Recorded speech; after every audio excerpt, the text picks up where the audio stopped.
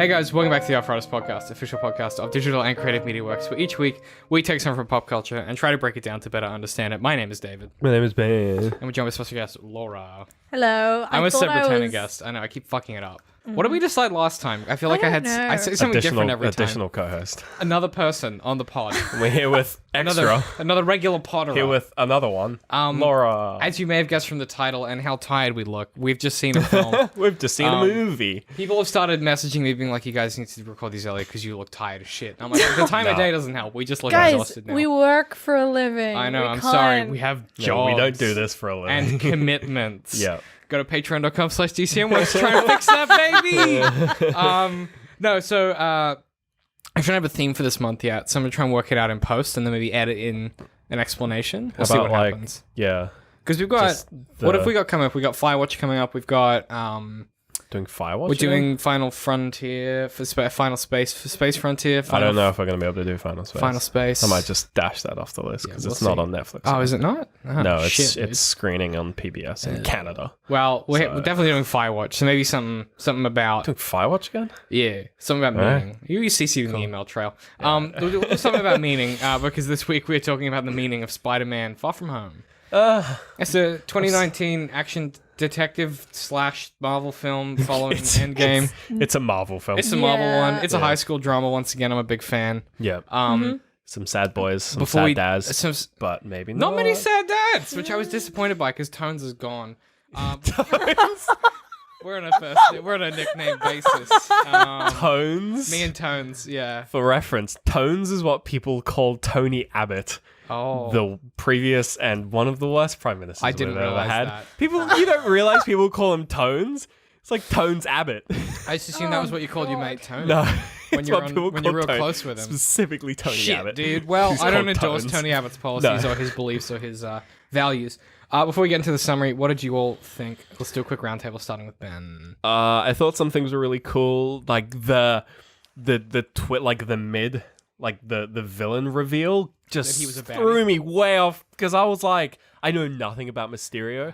So when I was like, I have a vague idea he's a villain, but like I don't really know. Like They would maybe, make Jake Gyllenhaal but a like baddie. maybe I was like maybe they're doing like an anti-villain, and he was like multiverse stuff. I was like, oh boy, multiverse, and he was like, it was all a lie, and I was like, oh. I bought it though. Did you buy it? I bought it. Yes, Hook, line, and sinker. Dude. He's very Bloom. I've been playing Watch Dogs 2, and the villain in that is like the sort of Big Apple CEO character, and this guy's literally him. Can we do a single week where you don't try and sell Ubisoft products? Sorry. Ben has become a corporate shill.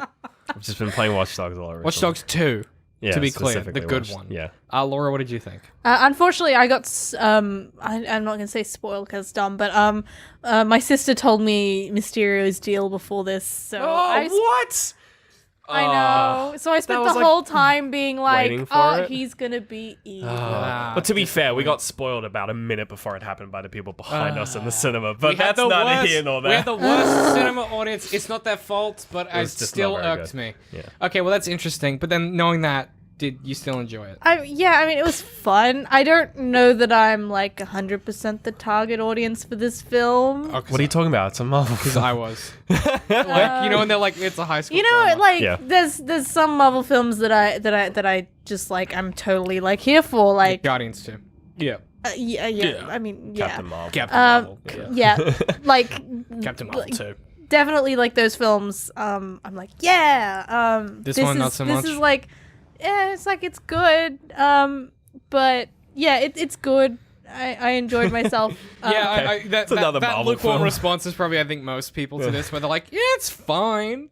I didn't cry. I cried in the first one. We've been through this before. There wasn't enough. There was to enough cry sad in dad this one. stuff for me. No. There's a lot of sad to warrant. boy. It was a sad boy, and I don't identify heavily with that because I am a sad boy. Right. It's kind of like looking in a mirror. And like, sad you know, boys can't associate with sad boys. Yeah, well, sad boys look It's in a their mirror and they greatest- feel nothing. Yeah. So it's that their was kind of greatest right. weakness. Right. Exactly. The inability to see other sad boys and It's see hard, themselves. man. Yeah. Much like holograms and/or related to this film. Wow. tied it in.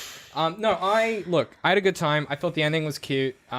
And then the other ending was And then like, the other ending, I hate and want to. I hate comics. They're so dumb. and then the apparent other ending that we didn't actually see, which is even fucking They're worse. both bad. Can we stop doing after credits stuff, Okay. please? I don't Please. mind. No, I don't mind after credits. No, but those are I both just don't. bad. Just that should have been in the film. Because the Like- after credits of the first Spider-Man was that May works out. She finds out he's Spider-Man, and that's a fun little ending. Yeah, You and know. it helps tie into this film. You don't have to deal with it in this film. But the You can next, just- we'll get to the post-credit scenes and what the fuck they were thinking. But like that's some bonkers nonsense. such a big thing. It's like you The can't two just- huge things. Yeah, Two huge things that they were like, yeah, this is just at the end of our flick now. we're just gonna do Like it. they why do they do this now? Like they didn't used to do like things that are that big. Normally, you can not see Like- after credit scenes and be fine. This one, you I'm 100%. willing yeah. to blame Sony. Because these are the only Marvel films that Sony has involvement with. I'm willing to blame them. Yeah, I'm willing to blame Sony. Like they've never done that. Like it's never been like a thing. It's always been something that's like Little missable. head nod. Yeah, Yeah. for the fans or like tangential or just a trailer. You for remember the next that time- film. Yeah, I was gonna say like Infinity War was like, y'all are horny for Endgame, right? And we were like, we are horny for that. Yeah. Remember that time they just did Howard the Duck? I was so good for that. I was like, hell yeah. Oh god. I will say I'm a big Spider-Man boy. I'm not the biggest Spider-Man boy, so I knew about Mysterio going into it, but I was totally down with how they played it. I thought it worked really well. I thought the addition of him lying about the multiverse stuff was fucking cool because I was like, cut me dead. they're gons to do it, and then they pull back, and I'm like, they're probably gonna. But maybe do it they anyway. will do it now. I mean, they Maybe probably that's a will, nod. right? But it's a fun. I really like that. I like that they mess with the comic book kind of formula on that one. But I was almost predicting the after credit scene to be like a Miles Prowler. Miles Prowler?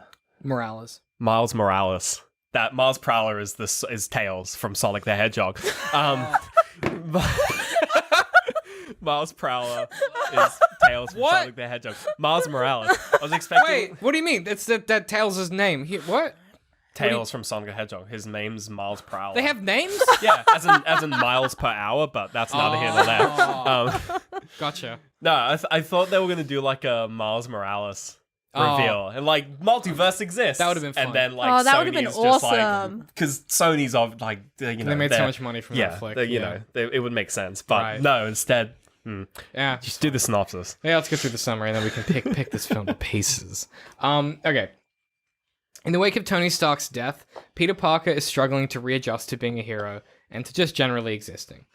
Peter's class is headed to Europe for a science trip, and he views it as an opportunity to finally relax. Peter and Ned discuss Peter's elaborate plans to get with MJ, and just to generally enjoy some time off from being both Peter Parker and Spider-Man. Of course, it's not long before the trip is hijacked by Nick Fury, who introduces Peter to Quentin Beck, a mysterious magical warrior from another dimension. Spider-Man works with Quentin, finding in him a new mentor, and together they save Prague from a fire elemental doomed to destroy the world. Peter hands over Edith, Tony Stark's parting gift, to Quentin, believing Mysterio may be worthy to take up the Iron Man mantle. Even dead, I'm the Hero, a worldwide comprehensive piece of augmented reality tech that allows Peter, or whoever wields it, to hack into basically anything. It's not long, of course, before Peter realizes Quentin is a fraud, and all of the monsters and heroics are illusions. Meanwhile, MJ works out Peter as Spider-Man.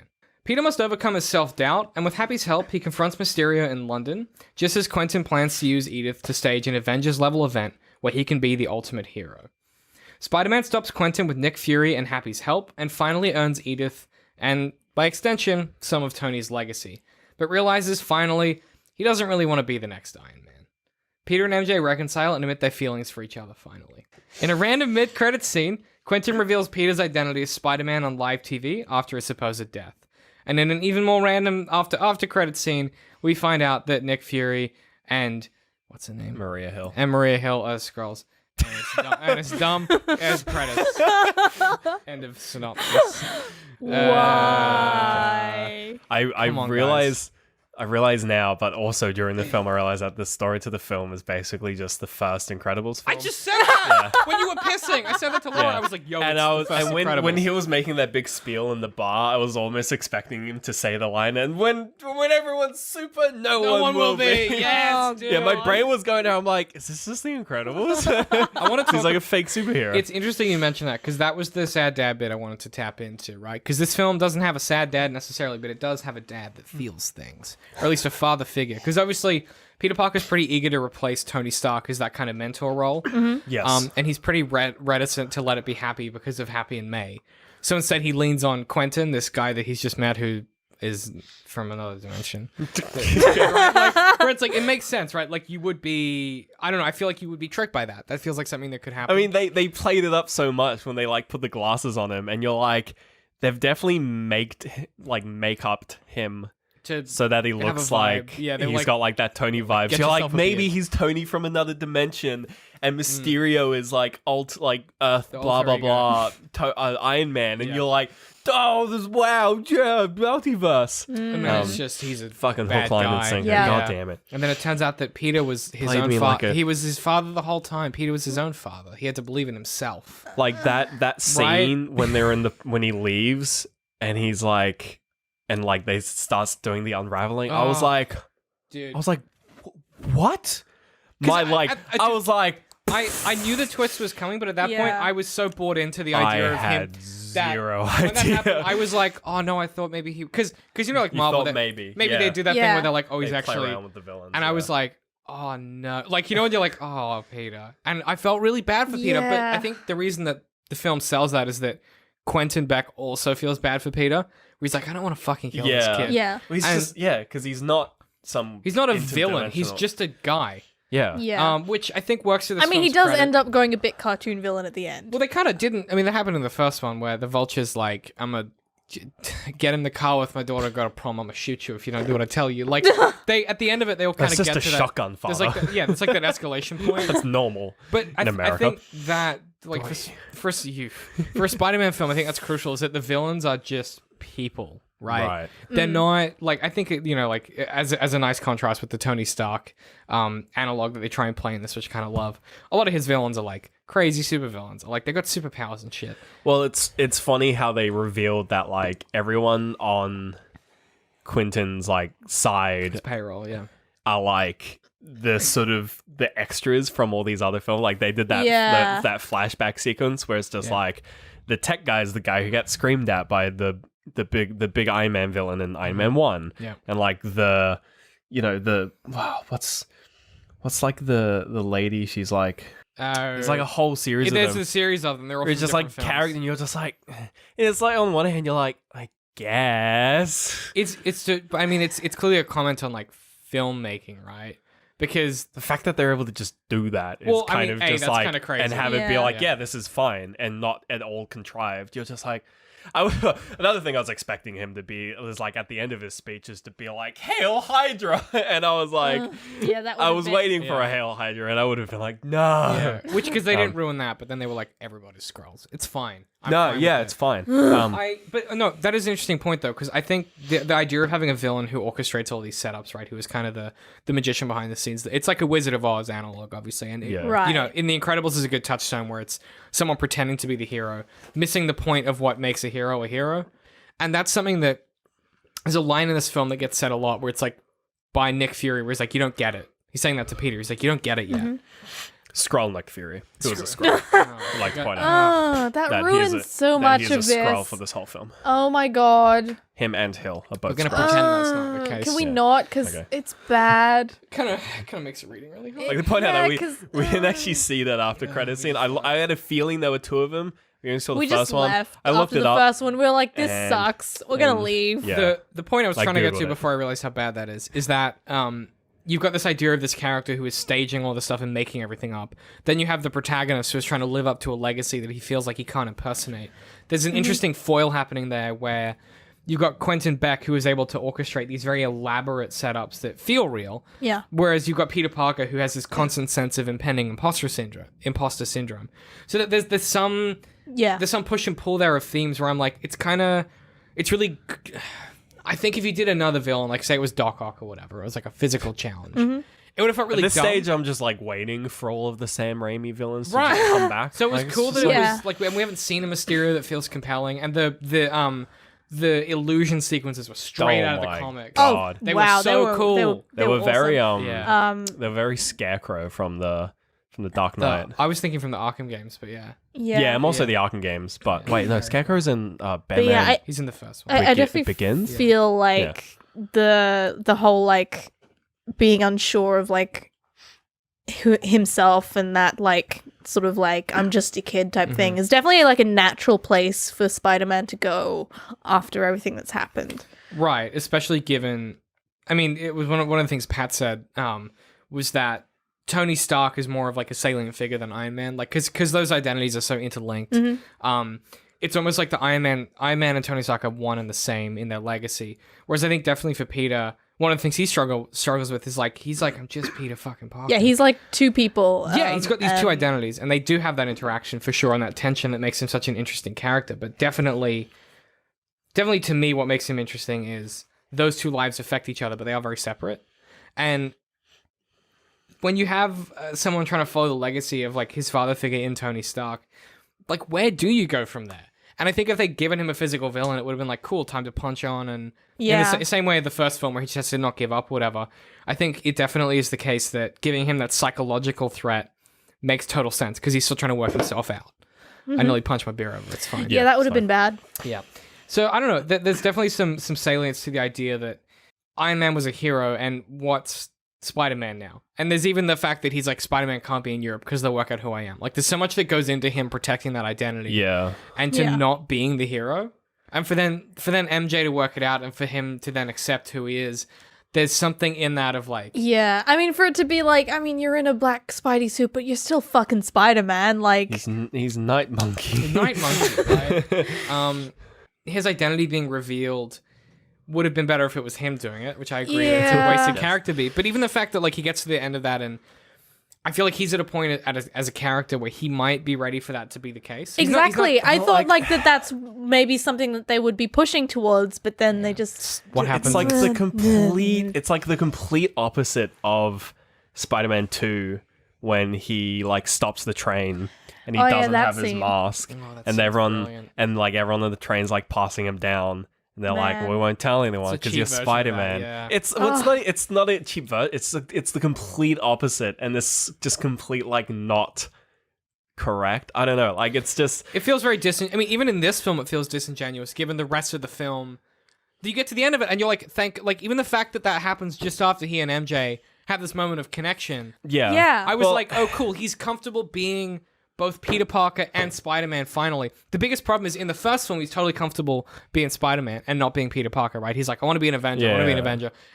But then the minute he's Peter Parker, he crumbles and he fucks up and he's like, well, if you're nothing without the suit, then you shouldn't have it, right? That's what the whole first film's about. This one is about him getting comfortable with being Spider-Man in Tony Stark's absence. Then at the end of this film, to be like, and now he's got both of them. Fuck you, character development. His identity's revealed. I was like, what are you doing? It's like, you don't do shit like that at the end of a film after it's already ended. That's the kind of thing that you do during the film. Man, that's like the final why? Well, I got real animated there. Yeah, it's a weird way to like... Taking my coat off. That's like, my angry am. So they needed Mysterio to reveal it because Mysterio is the only character that could like... But like confound the thing is like the false evidence. Like it's an okay like thing to do. Like I guess you rob Spidey of his like character beat of like, you know, revealing that he's Spider-Man. But then the film ends. But it's like you like if you're doing that, you don't just do it and then end the film. You have to like give the characters time to like come to terms with it. Otherwise,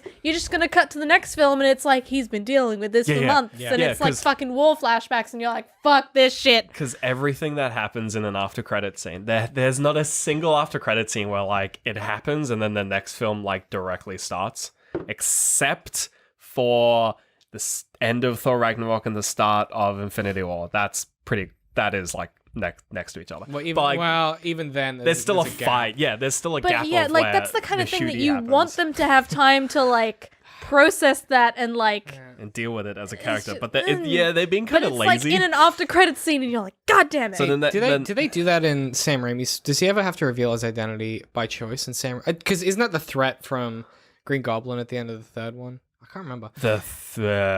Or no, I might be thinking of Andrew Garfield's Spider-Man. You're thinking Garfield's Spider-Man, I believe. Yeah. But like, I think that's an interesting character beat for him to. You're right, to reveal that identity voluntarily, usually to save people he cares about, right? That's usually what it is, where someone's like, if you don't tell the world you're Spider-Man, I'm going to kill someone you care about. And this one, he's just like, I'm That's just like gonna a Batman character beat too, huh? Oh, shit, yeah. That's what I was thinking of. I was thinking of the Batman character beat from Dark Knight Rises and from every Batman comic that's ever been made.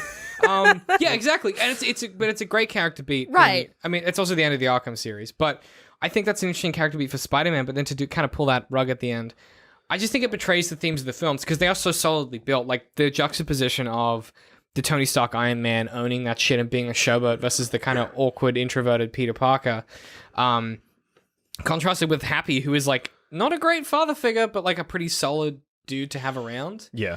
There's that kind of push and pull of all of that going on. And then, I don't know, especially with Quentin back in the mix, who is a character historically in the comics who was quite goofy. Like he was like a dude with a fishbowl on his head. Like he was a lot, right? But they made him kind of cool and interesting in this. And to take all of that hard work, and then I don't know what happened. I'm guessing it's Sony being like, we got to set up a sequel, dog. It just that's not how you do a sequel. Because even the There was always really not how you do a sequel. there was always we know gonna be there's a another sequel. one. It's fine. It's like. Yeah, they're not going to stop doing Spider-Man you don't films. need a sequel hook for fucking Spider-Man. For a film like this, you don't need a sequel hook. It's the best-selling character of all time. We're all going to say it. It just needs to be a good film, and you need to, like, have, like, threads that could go somewhere, but they don't have to be cliffhangers. We don't need cliffhangers. The thing is it's fucking Spider-Man. The threads just need to lead on to just the next Marvel film. We just have to be like, I want to spend more time with this character, and then we'll watch the next film. I think what's after this? Do we know? I probably do, but not off the top of my head. It's on the it's definitely announced. I think Avengers 12. No, I don't know. It's not Avengers. That's not for ages. I'm gonna look it up. But I think the fact that like you end the actual piece of the film, not including the after credits bits, with the MJ relationship kind of beginning in inverted commas, and that's still being awkward. I was like, cool, I'm ready to spend time with these characters and see where things are going. Ned's clearly changed a lot and matured, which I was kind of interested in. I'm like, this is a world and a bunch of characters that I would like to spend more time with. I don't need a big hook to get me back involved. I was good. I was like, that's fine. I like that this is kind of romance element, but it's kind of uncertain because she's a loose cannon. He's kind of a loose cannon. I like the chemistry as well. I like the high school stuff. I think it works really well. It was a good place to end, but then they just kept going. Yeah, Hollywood's bad and comics are dumb. But I guess for the high school stuff, because that was what I liked a lot about the first one.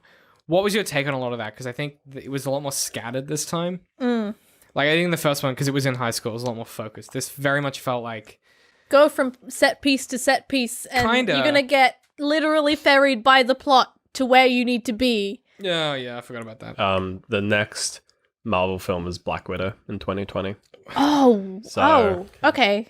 Skrulls. Oh, they're actually making a Black Widow film. Okay. Probably. Yeah, but she's dead, right? So that everybody has been wanting for literally years, and Marvel's like, no, we can't do a Black Widow film, and everyone's like, do a Black Marvel film. Problem is, they do a prequel. It's just going to be full of like dumb allusions to her death. It's going to be a prequel. Time traveling. Maybe prequel. there's time travel. Who knows? I think in the first film for sure, like the high school stuff was a lot more focused. But you're right. It did feel like a lot of the characters in this were kind of just moved from place to place to facilitate the narrative. It's like you guys need to be in danger, so go to London. Which I think is like weirdly self-aware for a film about a guy that is pretending to put people in danger. I was like, you guys doing a deliberate bit? Like, is this you guys being funny? Well, just like they did it like twice. Well, not only potentially does 3 times actually, because Nick Fury just like happened Fury to does be it as well. Yeah, Fury does it once, and then like the bad boys do it once. Yeah, and it's just. Well, I mean, when they end up in Venice, like that's implied that was it happenstance? It's just a coincidence. Fury's like, what a coincidence. Oh no, that one I think was coincidence. I think he was like trying to play it cool. Yeah, you know what I mean. What a certain head. What a happy coincidence. Yeah, that was a happy joke for those of you playing along at home. Definitely. What a coinkydink. Definitely, there's an element of like them being like, we have to get all the characters in danger again, and we have a lot of shots we're doing in different locations in Europe. And then it's like, oh. Go to the opera and then don't go to the opera. Also, because we only want 3 of you to be in this next scene, so the rest of you just go to the opera. Can we be honest? And this is just maybe it's me talking. I don't know, but like I was like, yeah, I'll just watch the teenage drama stuff. I don't need the fights. I'm good. Like he was like fighting the big fire elemental, and I'm like, oh, actually, I kind of want to see the date. How's that gonna go? Right. It's like, how many times have you seen like in like any superhero film with like people in a fucking Ferris wheel in danger. Yeah, that was pretty dumb. How many times? I didn't even think of that. But I thought it was in goddamn Shazam. Yeah, but true, but that's Shazam. Shazam can do that. Yeah, Shazam's allowed to do that. But it isn't everything ever. Yeah. Yeah. I'm sure it's in Spider-Man 2. If there's like some kind of theme park, you're gonna end up with people on the freaking Ferris wheel. It's also in Zombieland. It's in a lot of stuff. Maybe we should have just watched Spider-Man 2. We should go back and watch Spider-Man 2. Yeah. It's quite good. It's a good film. It's like, but we're gonna do the fucking Ferris wheel thing. I guess for me, like, the reason some of that stuff works is a strong word. I still enjoy myself, but what I want to say is, like, there is a technique in writing, which is the tension between the information that you want to find out and the information you're being presented with.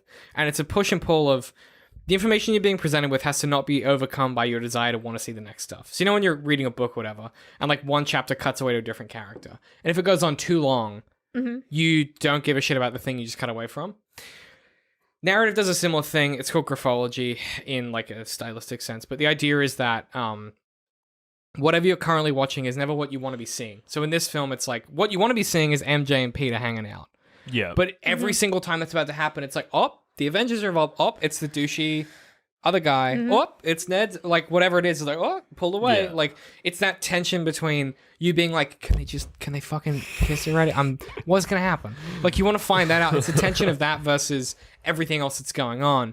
You can imagine if this was a regular high school film, it would just be like, oh, he's nerdy and he can't talk to her. Yeah, it'd just be High School Musical. Yeah, and it's that tension that I think is what made the first one work, and to an extent what makes this work. But knowing now that Laura's pointed out the fact that like a lot of the plot contrivance is to try and force these characters to be in danger all the time, I'm like, what if he just has to go to a different part of Europe? Like that's tension because he wants to be there hanging out doing high school shit. Yeah. Like I think there's a way that you could refactor the script a little bit.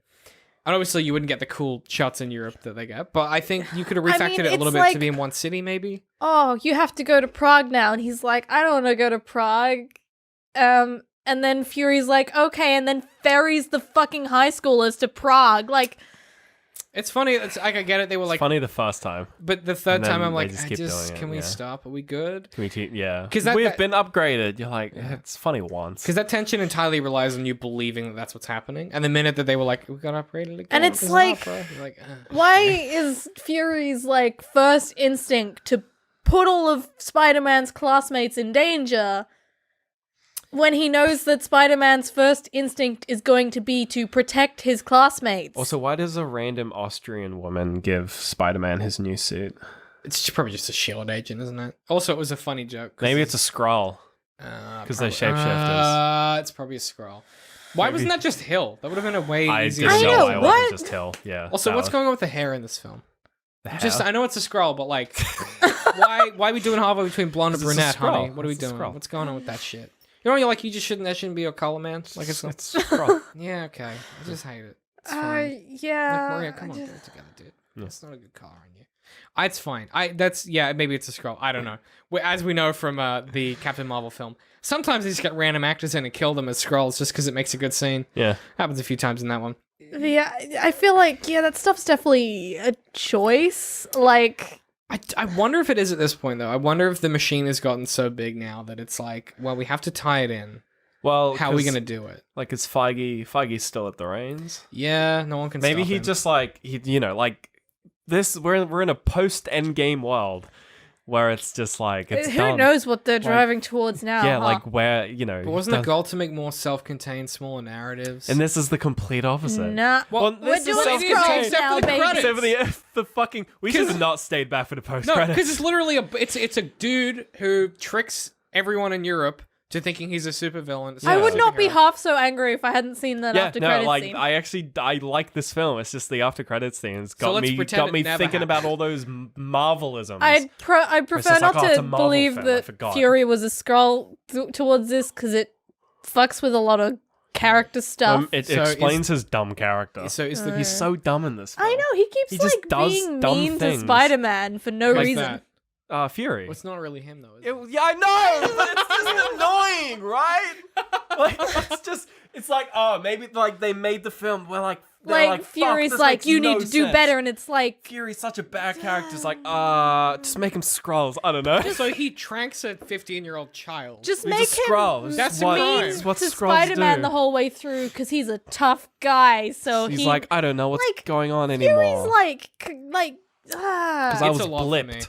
Also, That's what we're like calling he's got it, better blipped. people skills than to make Peter Parker constantly feel bad about himself. Everyone in not the if- world's been calling it the snap or being dusted. were like, They're like, it's no, the it's blip. called blipping. What are you they're like, talking this is about? a family-friendly 90s rom-com. It's got to be the blip. We can't Yeah. call it this thing. Well, no, the blip is the return, isn't it? The blip, they kind of use it as just like... The period of time. Yeah, so when he's just like, he's not 21, he was blipped. Like, like they sort of just use it. The first like 5 minutes of this film There's a lot of recap. was a lot of like explaining the blip. I mean, it opened Which is with good. Comic Sans, which I thought was just like, was here we Yeah. go. That's the only funny joke in the entire film, by the way. Is Comic Sans. And just the There were like some jokes that were in the trailers that, That they like. movie maker. in memoriam, yeah, and the movie maker transitions. That's the funniest joke in the Oh whole film. man. Because that's just such a deep cut reference from like early 2000s YouTube. I was like, I was like, who is this for? It should have us. been like it should have been Comic Sans on like a blue background with the white text. Yes! And then like the Default. double, Yeah. the default title card. I would man. have lost my Oh, goddamn mind if God. it was that. I was like, who is this film for? Oh, it's for us. It's for us, yeah. It's fine. Um, I will say, like, kind of coming out of it now that I've had some time to reflect on it, kind of chew it over. But it's implied at the end of it's implied in the end of Endgame that Ed, his friend, Ned. It's Nearly. Wasn't implied that Ned wasn't blipped at the end it? of. No, he was. He was. He was snapped, yeah. Yeah, but like in the end of like I thought. What do you mean it was implied? Well, at the end of Endgame, they like meet each other again. They're like, "Oh my god, it's so good to see you again." I was like, "Oh, okay." It's because Spidey boy got blipped and Ned No, wasn't. he's super goblin. But He super definitely got blipped. did because he was definitely the same. He's the age. same age, but also in Endgame, they don't really. They don't go into. They don't that. explicitly Yeah. show the 5-year difference that they do Well, in this film. They. I mean, They don't they. show it, but there's a character who is They explicitly don't really there have 'cause of the any blip. like kids except for well they do have Paul Rudd's kid. What's his name? Ant-Man's kid. I don't know. He grows up, though, doesn't he? Same with yeah, definitely. I mean, they kind of touch on it, but it's not like the focus of it. Yeah, But you're anyway, right. It's weird. It's also just like a weird, like, it's a cool device now for them. It would affect schools the most. No, sorry, like it would affect blipping. the economy the most. Well, no, from the age thing. Yeah, you're that right, would the affect age thing schools the most because when you're in school, each year is its own separate thing. And there's it's like pretty a whole like significant. When you're like in it's a, when you you're know. going through a lot of changes and you like grow up when you're 40, pretty quick. when you're like 42 Versus and then you're 40. 47, It's not that who much. gives a shit? But when you're 12 and then 17, that's That's a huge amount of changes. That's dangerous, I man. don't know how to tell you this, but your body's gonna start to change. It's gonna be hair in new places, you know. That's it, man. That's it, totally. But it's just a weird thing to like. I thought it was a cool device for them to use, but I wonder Well, if they barely used it. Well, that's It what I was mean. just Like, kind I of- wonder if yeah. they were very much in a weird situation where this happened to be the film after Endgame, Absolutely. and it just felt like this We wasn't. need to the add it. Film We need for to plug that. it in. Like, Yeah. it didn't need that. Like, you know, the MJ's the love triangle could have been anyone. And it would have worked Could fine. have been MJ, Peter, and literally anyone. Literally like, anyone. So, but the Yeah. reasoning of just like, he's Also, now older but, and like, every don't, chick loves don't him. write us in a new character. Just use Flash or someone. Like, do something real dumb where you're like, it's never gonna work. But then, like, not Flash, but like, you know, like do something. Use one of the characters. They kept doing that with like his mum or something. What? Sorry, What? mate. Wait, no, not Flash. Who's the kid that hates Peter Parker but loves Spider-Man? Flash. What's his name? Flash. Yeah. Yeah, they did like a thing where like his mother is like That was a cool twist. I was like, oh, he's sad and alone. But it makes sense because he's a dumb bully. no, right? but like there's definitely that's definitely like a reference to something because it was like very explicit. It was a very Marvel thing. Flash Gordon in the comics eventually becomes one version of Venom. Venom. Venom. Later on, he becomes a version of Venom. But yeah, like there's some tragic shit in his backstory. This Okay, one, it I seems guess- like they're not going for that. They're going for like a I think it's he's just a rich kid with distant parents. Well, I think it was just happening in the background of this film. I think it was literally just happening during this film. Which is, I'm kind of fine with Venom! Venom! Like, I kind of dig that shit. I don't know. We're going to get a new Venom that doesn't have Tom Hardy and isn't... Well, no, because Sony owns that still. They are making a Venom too. They made so much money, they can't not. Maybe Sony needs to like do that thing where they just talk to Marvel instead. No, because Venom made so much money. People love Unfortunately, that film. yeah. They need to just go back. Just do the universe. Just do the multiverse ones. Ugh. I'm fine with that. Sony animation. Yeah. Look, I had a good time. Spider-Man. I mostly enjoyed the high school stuff. I think it wouldn't have worked if you didn't have the superhero stuff in it, because that tension is what drives these films. I think probably it's the best Spider-Man sequel. Trying to think of like Spider-Man 2 versus Spider-Man 2 with Andrew Garfield. Well, Spider-Man 2 with Andrew Garfield is hot garbage. Which that's the Electro. Oh, Jamie Foxx is so Electro. bad. I Jamie forgot about Foxx that one. Electro. Is there another villain in that? No. It feels like. Are you sure? Yeah. No, there is actually another. Is it Green? No, it's Green Goblin. It is because the dumb kid. Yeah, no, it is Green Goblin again. Trust me. It is. There's there's a Green Goblin and Electro. There's too many Spider-Man films. This one I was fine with. There was one baddie. Yeah, okay. I liked Mysterio / Jake Gyllenhaal. He was charismatic. Like just like the first like up until that reveal and like during that reveal, he really sold the character. Keen. Like he really and even like after the reveal, he really sold that. Definitely. Yeah, I think like after the reveal, the film kind of like so no complaints with Jake Gyllenhaal. Started jumping the shark a little bit. I'm sad he's dead because like I like Jake Gyllenhaal. He's dead. Well, for fuck's sake. It's Mysterio, mate. He's never dead. He's never dead. I guarantee he's not dead. They've got 20 more of these to make. It's an illusion. Until Tom Holland's 40. Yeah, I think they're good. Yeah, I bet he was faking. Betcha. No, I definitely agree. I think really stands on the strength of its casting, its direction, and its writing. Just some decisions that were made that I think were beyond the creative control of the people making it, that kind of I felt. But yeah, definitely my favorite Spider-Man sequel. And I'm saying that going up against Spider-Man 2, which is quite good. Yeah, I disagrey. That's fine. I mean, there's a scene in that film where Spider-Man throws bags of money at Dr. Octopus for about 2 minutes. So, and then Aunt May uses an umbrella to save her life on a ledge. So just think about that for a minute. Yeah, it's a great filmmaking. Yeah. The end of that film is he saves New York from a sun. Yeah. That's in a lab. Yeah. So just think about in a basement. That's fine. And this one, it's just a spooky guy with. So there's a man with a mask. Yeah. And a little fish. And a lot of drones. And so many drones.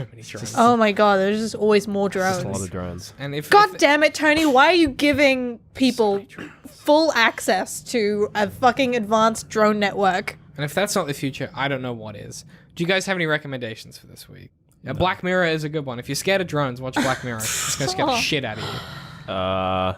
What have we been doing? What have we been peeping? We played a bit of Monster Hunter World, and it's okay. We started watching Good Omens. That's a good one. I'm like one episode deep. It's quite fun. We're like 2 episodes deep. I'm so keen already. Need to watch more. Yeah. It's really good. Very much enjoying David myself. Tennant, he's doing his thing up there on the big screen. Yeah, I love it. His red hair, it looks good. Oh, it's a good look. It's a real good look. Yeah, I also apparently Watch Dogs 2. Apparently. Yeah, I'm still playing that. Jesus, yeah. Do you have anything else you want to plug for Ubisoft, you shill? I don't know. Oh, I've nearly finished Watch Dogs 2. So what's next? Far Cry New Dawn? Yeah, probably. Fuck. You gonna get that Ubi pass? What are you doing? Yeah, absolutely. I've decided. You're the only person who knows. Like, yeah, I'm getting it. Yeah, so I'm all about it. Yeah.